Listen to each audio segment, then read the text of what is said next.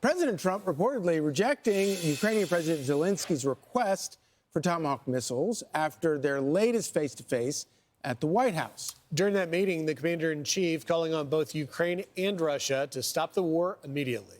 Madeleine Rivera is live in Washington with the latest on Trump's push for peace in this situation. Maddie, good morning.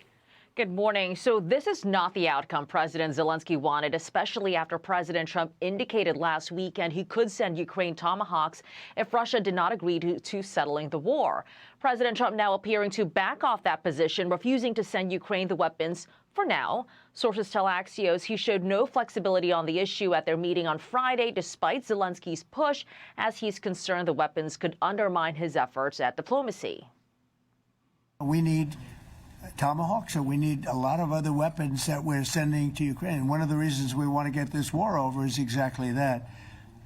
It's not easy for us to give. You're talking about massive numbers of very powerful weapons.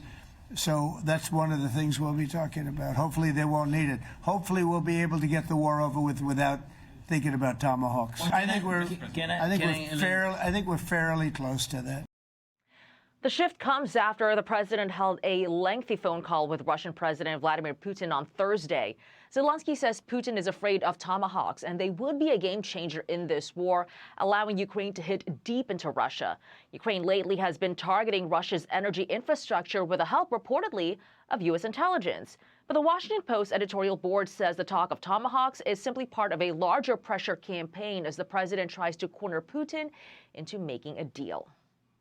What do you see as the biggest difference in diplomacy between President Trump and President Biden? President Trump is really showed for the world that he can manage ceasefire in the Middle East, and that's why I hope that he will do this, and we will also have such big success. I would say the biggest difference is one is extremely competent, and the other one is grossly incompetent. Truth Social post, President Trump says Ukraine and Russia should stop where they are, suggesting the front lines would be frozen in place, perhaps a difficult pill for Ukraine to swallow. Charlie, Rachel, and Griff. Thanks, Maddie. Thanks, Maddie. Thank you very much. In that last part about President Trump saying that one was competent, one was grossly incompetent, that the question was about the difference between his administration's approach to Biden's administration. And we know, obviously, in the case of the Middle East, President Trump was able to release the hostages and get this peace train moving in the Middle East because he was bringing maximum pressure, not just on Israel, which is what the Biden administration quietly tried to do, but also on Hamas. And the threat of letting Netanyahu unleash and take the gloves off brought Hamas to the table because they realized what was happening. Now you have Zelenskyy at this meeting. This meeting obviously went much better than the last one where President Trump kicked Zelenskyy out of the meeting. They both had this 2.5-hour conversation, and President Trump is not willing to give those Tomahawk missiles to Zelenskyy yet because that would allow Zelenskyy to strike Moscow, because the range of Tomahawk missiles is plenty to get to Moscow and to other places strategically within Russia.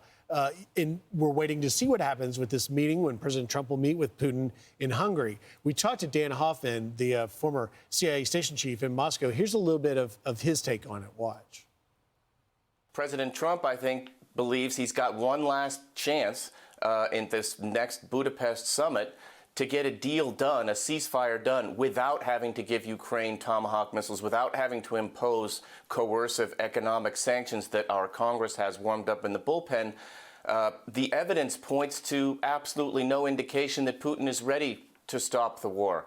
And so we'll just have to see whether the president can cajole the Russians, influence the Russians at that upcoming summit. I think it's going to be a tall task, but if it doesn't work, then the president has absolutely every right, every means to up the ante. Russia's our adversary. The last thing Putin wants is for President Trump to notch a win. What scares Putin the most is everything that is enshrined in our Constitution and Bill of Rights, democracy. You know, I'm not sure if I agree with how Dan Hoffman was assessing this. So President Trump actually met with Putin first and then Zelenskyy, and everyone thought that, because President Trump had been saying, you know, I reserve the right to give them these Tomahawk missiles and escalate this war. He meets with Putin, and then he meets with Zelenskyy. And all of a sudden, with Zelenskyy, he's like, no, I'm not going to give you the weapons. And he sort of cooled off on that whole thing, and he wants peace. And so the question is, what changed? There's a lot of things that could have changed. It could have been the win in Israel and the sort of global accolades that he received for being the peacemaker in that. It's certainly increased his standing on the global stage, and so he may just want yet another peace win. I think there might be another component to this. Look at what's happening right now in the Caribbean. It's very clear that President Trump wants to end the rule of Maduro, which is wreaking havoc all over our hemisphere, and it has a lot to do with China. And a piece of the puzzle, the client state you have Iran, but mostly it's China and Russia who have been able to support Maduro. If you can get the Russians to pull out and help further isolate Maduro and stop that help, maybe the terms for this Ukraine-Russian deal are a little bit better for the Russians than they thought it would be if they're helpful in this situation with Venezuela. Because what the Venezuela situation is about China, who is our number one enemy and problem in the world, but especially in our own hemisphere. Well, certainly President Trump has, brought the ire from all sides on, in particular with Ukraine and the issue of the Tomahawks. His greatest credibility and the reason he was able to achieve what he's been able to achieve so far is his credibility, his ability to go to both sides and say, look, man, I'm an open book and I'm willing to hear you out and I'm going to make a decision. And so, the thing I would caution against reading too much into, going back to the Tomahawk missiles, whether he was thinking about giving them the Tomahawks or deciding not to give Ukraine the Tomahawks out of fear that it could escalate the war. Trump is looking at the long term. He's looking at long range. He's looking at the big picture, like you're talking about. He's concerned about, like, sort of the big global picture that involves China and our hemisphere, which is a lot closer to us than Europe. And so, I think that